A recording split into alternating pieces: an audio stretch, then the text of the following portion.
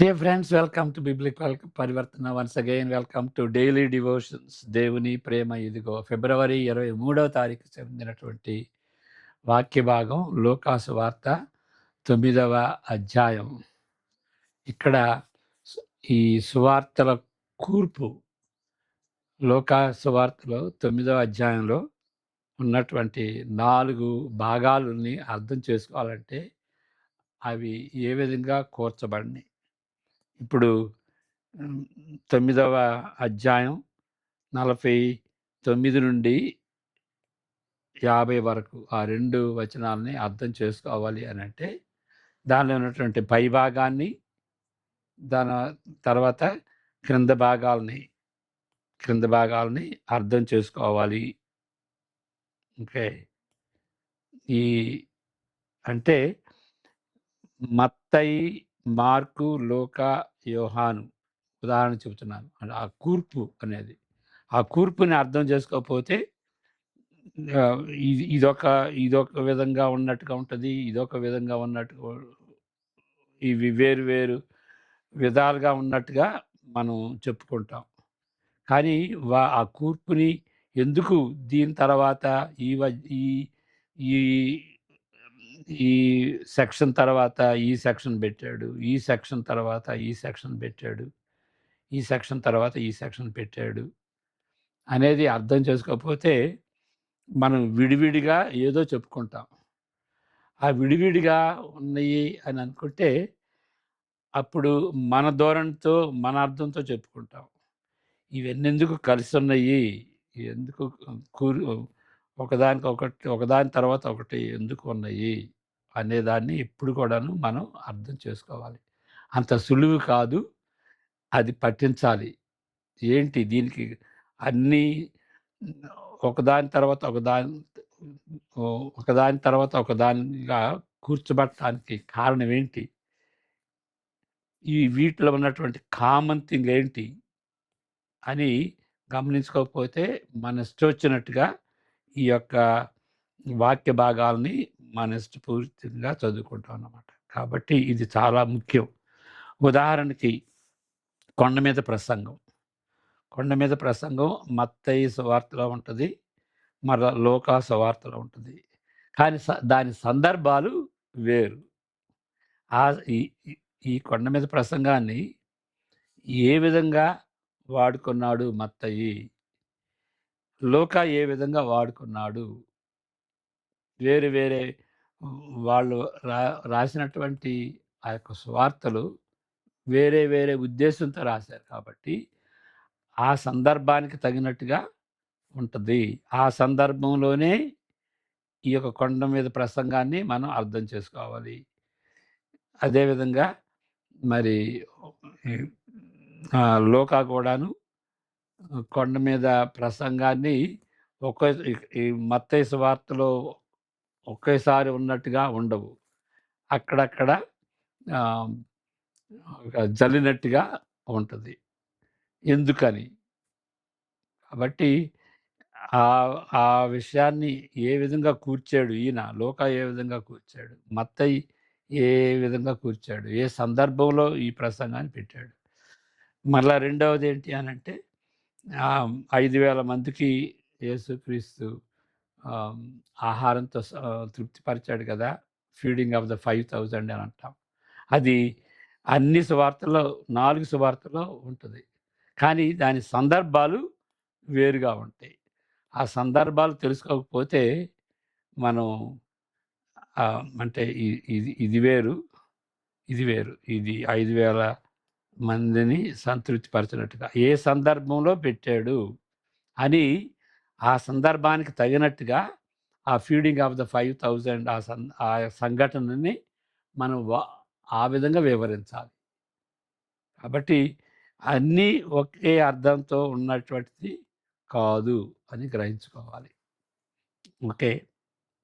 మరి సువార్తల సారూప్యత అనేదాన్ని కొన్ని సంవత్సరాల క్రితం పబ్లిష్ చేశాం. శ్రమాశ్రమం పబ్లిష్ చేసింది. సువార్తల సారూప్యత, German Bible synopsis of the gospels అనే దాన్ని ఆధారం చేసుకుని ఆ ప్యాటర్న్‌తో తెలుగులో గూడా చేశాం. అది ఆ గ్రంథం కావాలంటే మా దగ్గర ఉన్నది. హైదరాబాద్‌లో ఉన్నటువంటి బుక్ స్టాల్స్‌లో గూడా ఉన్నది. సువార్తల సారూప్యత. అది సినాప్టిక్ గాస్పెల్స్ గాదు. Synopsis of the gospels. అంటే సినాప్టిక్ గాస్పెల్స్ అంటే మొదటి 3 సువార్తలు. వాటిని సిమిలర్‌గా ఉంటాయి. చూడటానికి సిమిలర్‌గా ఉంటాయి కాబట్టి సినాప్టిక్ గాస్పెల్స్ అన్నారు. ఇది సినాప్సిస్ ఆఫ్ ద గాస్పెల్స్. అంటే ఆహ్, ఒకదాని ప్రక్క ఒకటి. దాని సందర్భాన్ని బట్టి ఆహ్, ఆహ్, ఆ సందర్భాలు ఎన్నో ఉంటాయి. ఆ సందర్భాలను బట్టి వ్రాసినయి. అప్పుడు ఏమవుతుందంటే, ఈ 5,000 మందికి యేసుక్రీస్తు మరి భోజనం పెట్టి సంతృప్తి పరిచాడు కదా! ఫీడింగ్ ఆఫ్ ద 5,000 అది మత్తయి సువార్తలో ఒక సందర్భంలో ఉంటది. లూకా సువార్తలో మరొక సందర్భంలో ఉంటది. మరి యోహాను సువార్తలో మరి ఒక సందర్భంలో ఉంటది. ఈ ఈ సందర్భాలనమాట. ఈ సందర్భాల్లో ఉంటది. కాబట్టి ఈ సినాప్సిస్ ఆఫ్ ద గాస్పెల్స్‌లో 3 చోట్లుంది.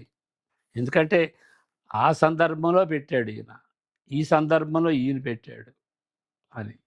కాబట్టి అది కన్‌ఫ్యూజన్‌గా ఉండకూడదన్నమాట. ఎందుకు మరి 3 సార్లు ఉన్నది అనంటే, ఆ సందర్భంలో పెట్టాడాయన అని గ్రహించుకోవటానికి. కాబట్టి కొన్ని రిపీట్ అవుతా ఉంటాయన్నమాట. ఎందుకంటే సందర్భాన్ని బట్టి చేశాడు కాబట్టి, ఆ సందర్భ కూర్పుకి సంబంధించినటువంటిది ఆ విధంగా రిపీట్ చేయాల్సొస్తుంది దాన్ని. ఆ విధంగా సువార్త సారూప్యతని మనం అర్థం చేసుకోవాలి. ఈ ఆహ్, ఇంకొకటి ఏంటంటే సినాప్సిస్ ఆఫ్ ద గాస్పెల్స్‌లో ఇంకొక రకం ఏంటి అనంటే, ఈ ఈ డిఫరెన్సెస్‌ని దీనికి అంటే ఇప్పుడు ఫర్ ఎగ్జాంపుల్ ఈ 5,000 మందికి ఆయన భోజనం పెట్టినప్పుడు ఈ ఏ విధంగా మరి ఈ ఈ ఈ మత్తయి సువార్త ఒక విధంగా ఉంటది. మరి లూకా సువార్తలో వేరే విధంగా ఉంటది. వేరే సందర్భంలో ఉంటది.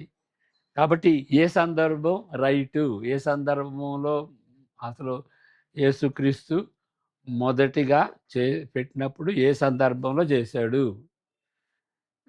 మత్తయి అయితే ఈ సందర్భం చెప్పొచ్చు. లూకా ఈ సందర్భం అనొచ్చు. యోహాను ఈ సందర్భం. మరి మార్కు, మత్తయి ఒకటన్నట్టుగా. కాబట్టి ఏ సందర్భం రైటు అనేటువంటి ప్రశ్న వస్తది మనకి. అది ఈ సందర్భంలో చేశాడు అని సమర్థించటం అన్నమాట. యేసుక్రీస్తు ఒకేసారి ఈ సందర్భంలో చేశాడని సమర్థించటం. కానీ అది అందరూ స్కాలర్స్ దానికి అంగీకరించరు. ఎందుకంటే అది సమర్థించని అవసరం లేదు. మత్తయి ఈ సందర్భంలో చెప్పాడు.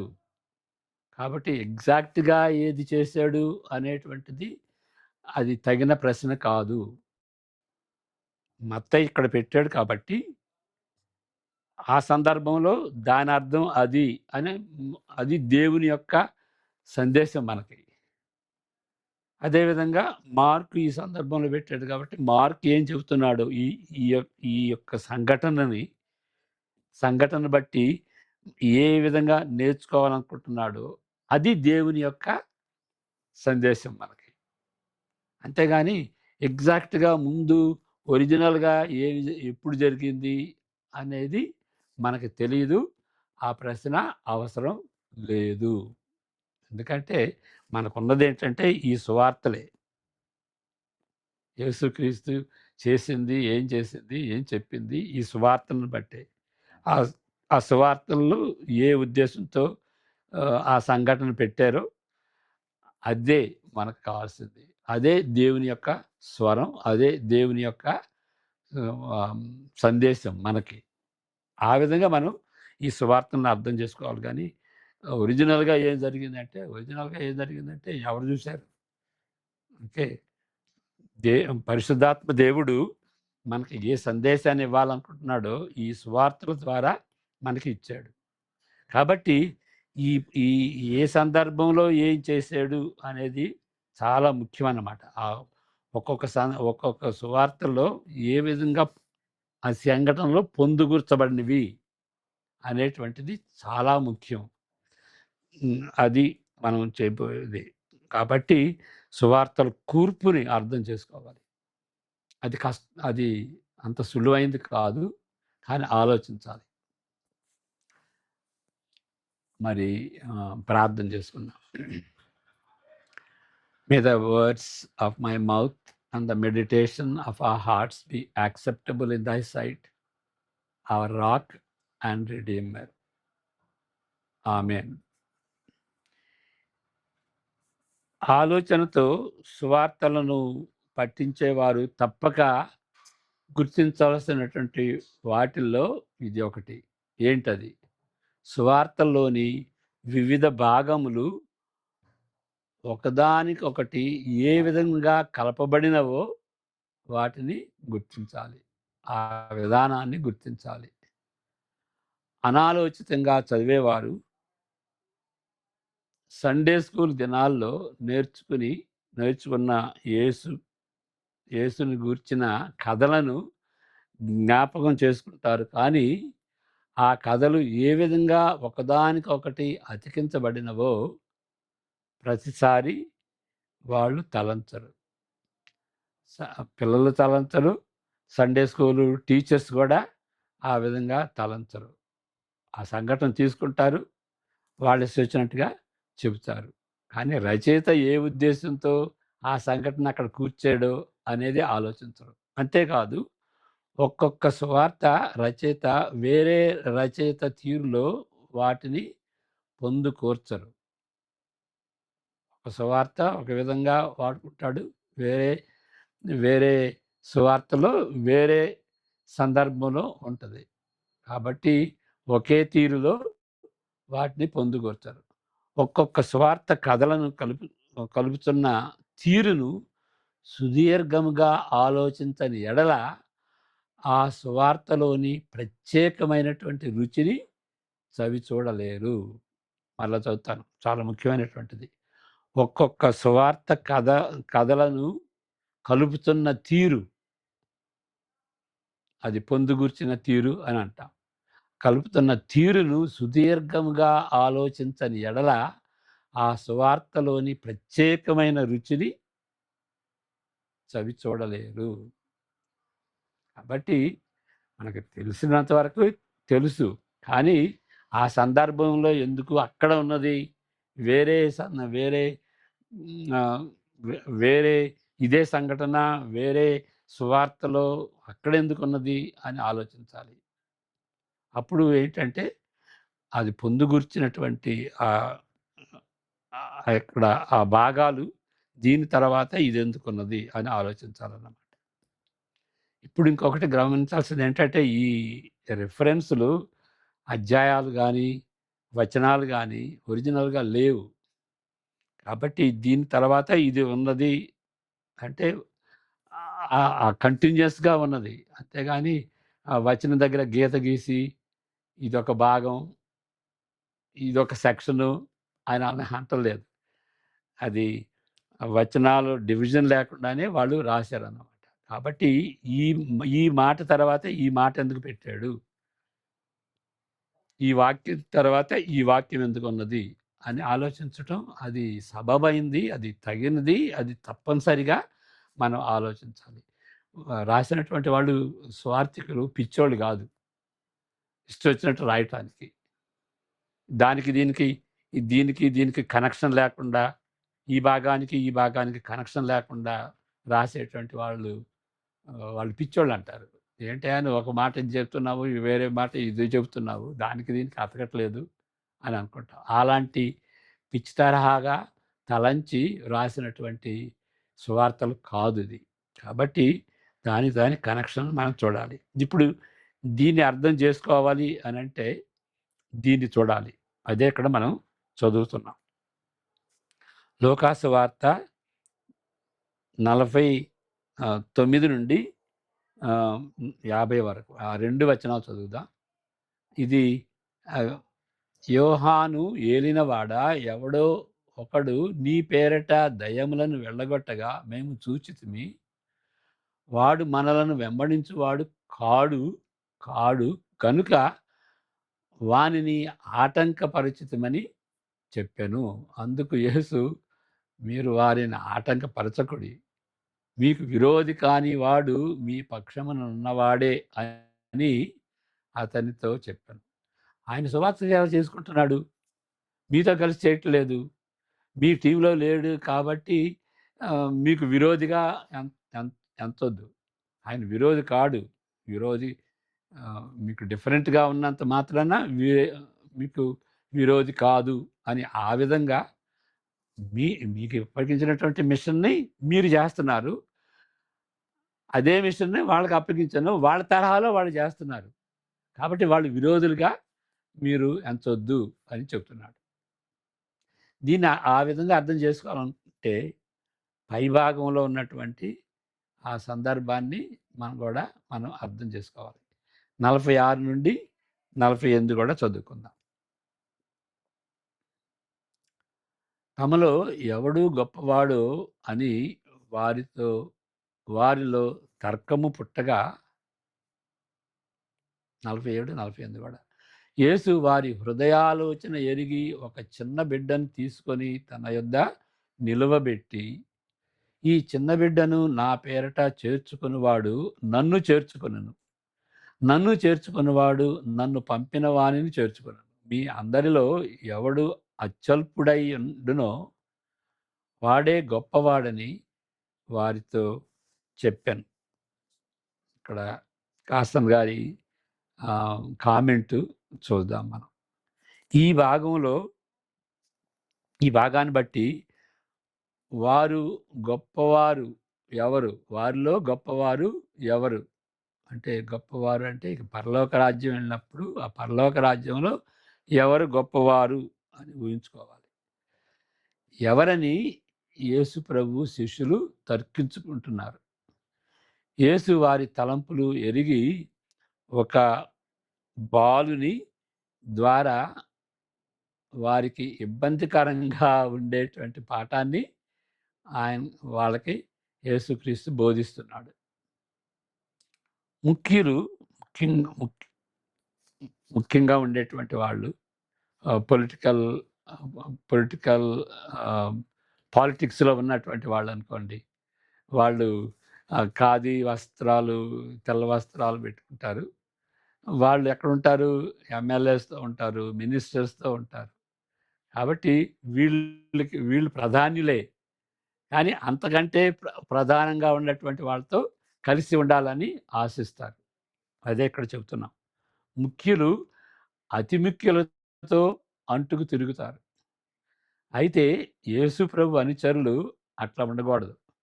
సమాజంలో అందరికంటే తక్కువ శక్తి గలవారు, తక్కువ అధికారం గలవారు వాళ్ళెవరు? పిల్లలు, చిన్న పిల్లలు.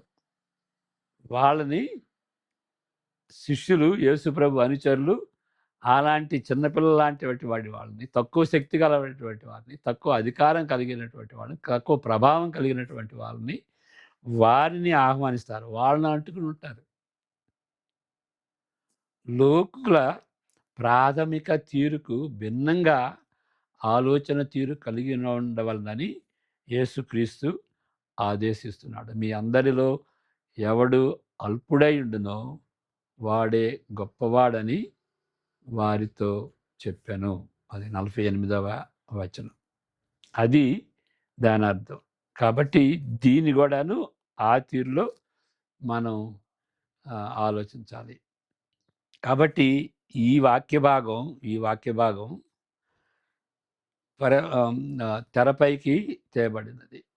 యోహానుతో పాటు ఇతర శిష్యులు ఎవడో ఒకడు నీ పేరట, యేసు పేరట దయ్యములను వెళ్ళగొట్టగా మేము చూచితిమి. వాడు మనలను వెంబడించువాడు కాడు. నీ పేరైతే వాడుతున్నారు కానీ మన టీంలో ఉన్నటువంటి వాడు కాదు అని యోహానుతో పాటు శిష్యులు ఫిర్యాదు చేశారు. ఓకే. ఈ విధముగా శిష్యులు చేస్తున్న దానిని యేసు ప్రభువు నిషేధిస్తున్నాడనటంలో అనుమానము లేదు.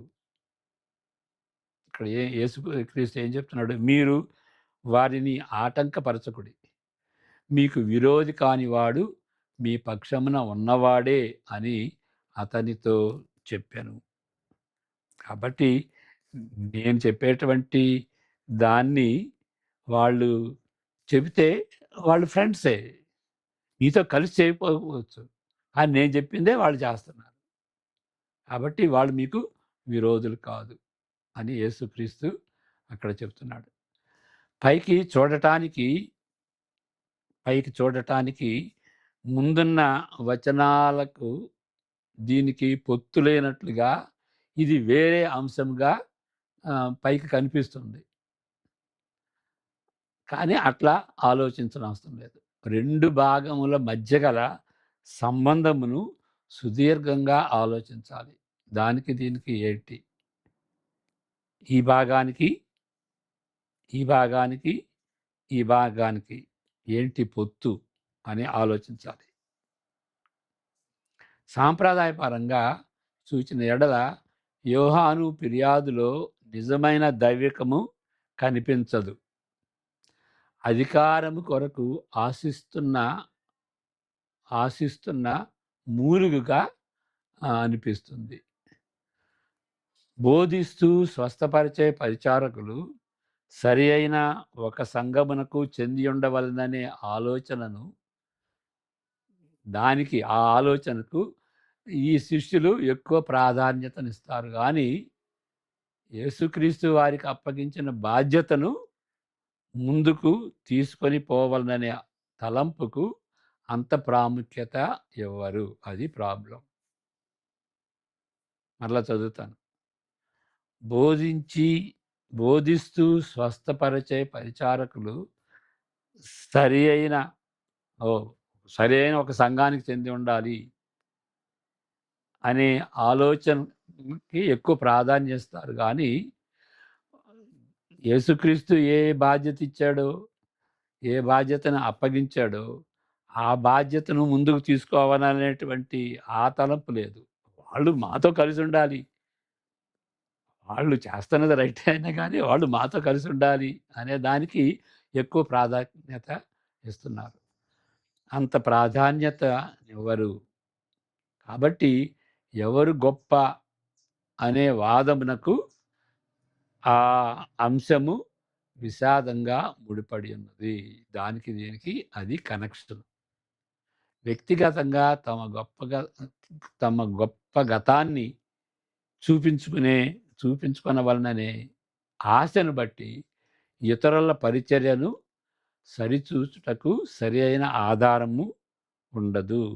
ఈ నేను గొప్ప, నా టీము గొప్ప, మేమే రైట్ థియాలజీ అని అనుకునేటట్టు వాళ్ళు సరిగా చూడలేరు. వాళ్ళు ఏం పరిచర్య చేస్తున్నారు, వాళ్ళ పరిచర్య మరి యేసుక్రీస్తు చేస్తున్న పరిచర్య కదా అని చూడలేరన్నమాట.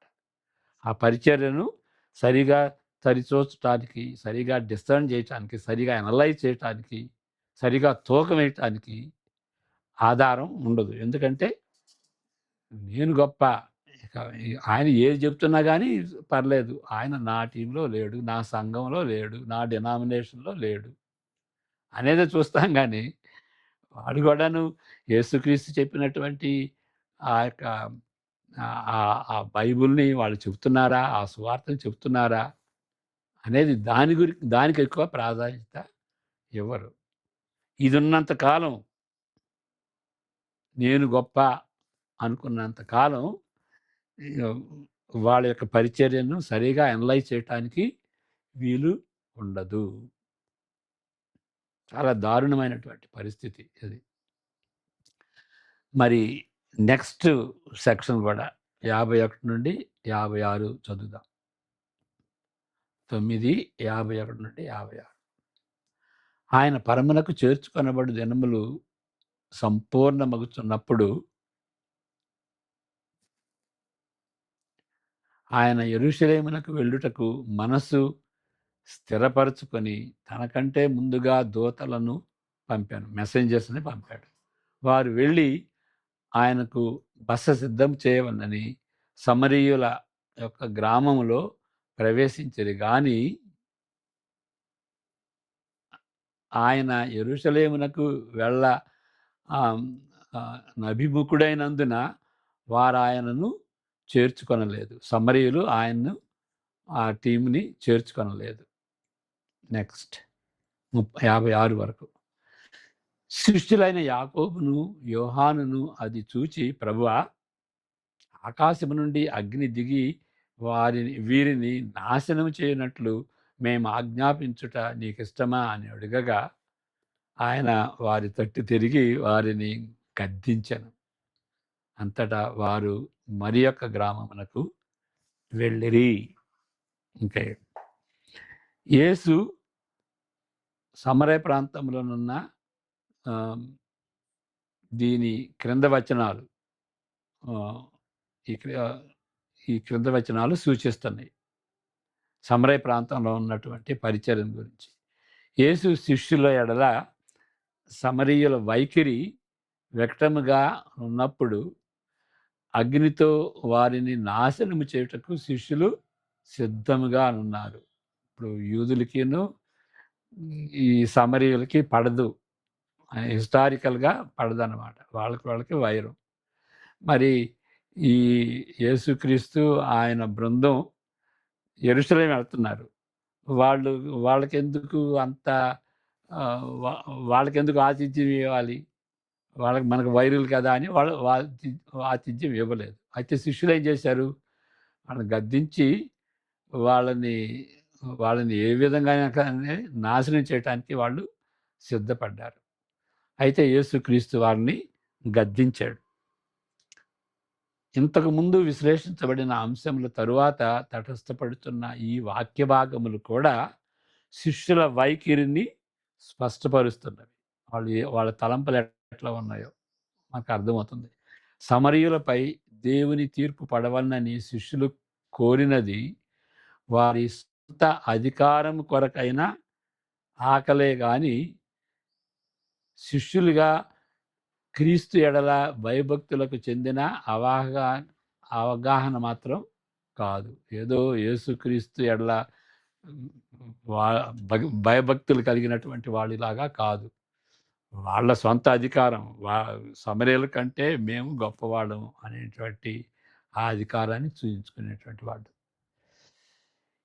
ఈ అధ్యాయంలోని చివరి వచనములు కూడా పైన వ్యక్తపరిచిన పరస్పర భేదమును ఎత్తి చూపుతున్నాయి. ఓకే, 57 నుండి 62 వరకు. ముగ్గురు యేసుక్రీస్తుని వెంబడించడానికి సిద్ధపడినట్టుగా ఉన్నప్పుడు యేసుక్రీస్తు వాళ్ళతో ఏం చెప్పాడు? 9వ అధ్యాయం 57 నుండి 62 వరకు. వారు మార్గమును వెళ్ళుచుండగా, ఏ మార్గం? యెరూషలేము మార్గమున వెళ్ళుచుండగా ఒకడు, నీవెక్కడికి వెళ్ళినను నీ వెంట వచ్చేదనని ఆయనతో చెప్పాను. అందుకు యేసు, నక్కలకు బొరియలును ఆకాశ పక్షులకు నివాస స్థలములు కలవు గాని మనిషి కుమారునికి తలవార్చుకున్నటకైనను స్థలము లేదని అతనితో చెప్పాను. ఆయన మరి ఒకనితో, నా వెంట రమ్మని చెప్పాను. అతడు, నేను వెళ్ళి మొదట నా తండ్రిని పాతిపెట్టి వచ్చుటకు సెలవిమ్మని మనవి చేశాను. 62 వరకు. అందుకు ఆయన, మృతులు తమ మృతులను పాతిపెట్టుకొననిమ్ము, నీవు వెళ్ళి దేవుని రాజ్యమును ప్రకటించుమని వానితో చెప్పాను. నెక్స్ట్ 62 వరకు.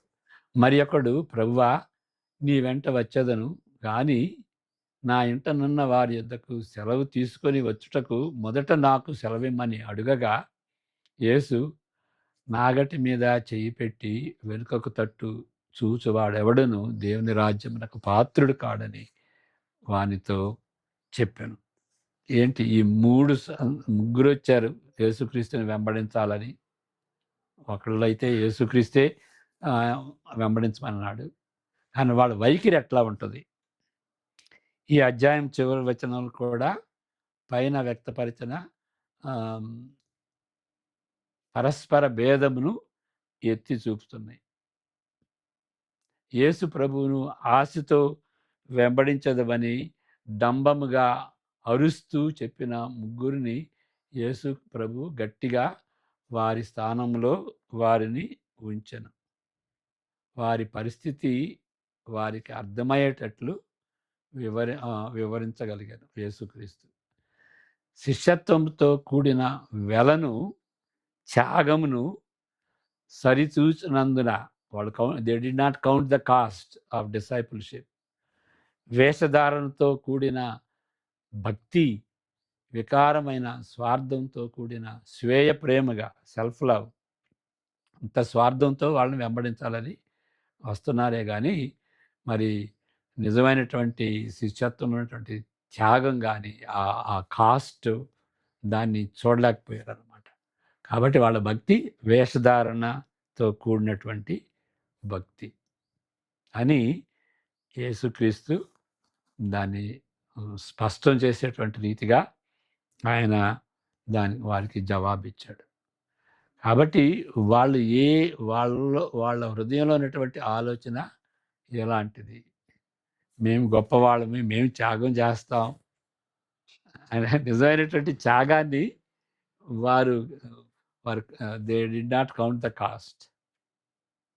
అది కాబట్టి ఆ విధంగా అవి ఎందుకు ఏ విధంగా కూర్చబడినవి అనేటువంటిది చాలా ముఖ్యం. ఇప్పుడు మనం ధ్యానించాల్సింది ఏంటంటే యేసుక్రీస్తుని వెంబడించేటప్పుడు మనం ఆ యొక్క ఏదో యేసుక్రీస్తు మన పాపాలని క్షమిస్తాడు, దేవునితో సంబంధం ఉంటుంది, దేవుని అబ్బా, దేవా, తండ్రి అని పిలవచ్చు, నిత్యత్వంలో ఎప్పుడు సదాకాలం ఉంటాం, అది రైటే. కానీ ఈ లోకంలో ఉన్నప్పుడు మనకు ఇబ్బందులు వస్తాయి, ఒత్తిళ్ళు వస్తాయి, హింసలు వస్తాయి, మరి కొన్నిసార్లు చంపుతారు కూడా. అలాంటి త్యాగానికి మనం సరైన యేసుక్రీస్తు మన నిమిత్తమై ఇలాంటి దినాల్లో మనం ఆలోచించేది ఏంటంటే మన నిమిత్తమై ఆయన మరణించాడు కాబట్టి ఆయన నిమిత్తమై మనం ఆయనకి మన సర్వస్వాన్ని అర్పించాలి, మన శరీరాన్ని, మన సమస్తాన్ని ఆయనకి అర్పించాలి. అది తగినటువంటి ఆరాధన అని రోమా 12:1-2లో మనం చెప్పుకుంటున్నాం. ఆ విధంగా సిద్ధపడాలి. తన సమస్తాన్ని తన కుమారుణ్ణే ఇచ్చాడు, ఇంకా ఏం అనుగ్రహించాడు అని రోమా 8:32లో కూడా చూస్తాం కదా. కాబట్టి ఆయన సమస్తాన్ని మనకిస్తే మనం కూడా మన సమస్తాన్ని ఆయనకు అర్పించేటువంటి రీతిగా ఈ యొక్క లెంట్ దినాలని మనం వాడుకోవాలి. ప్రార్థన చేసుకుందాం. May the grace of the Lord Jesus Christ, the love of the Father, and the fellowship of the Holy Spirit be with each one of us now and all the days to come. Amen.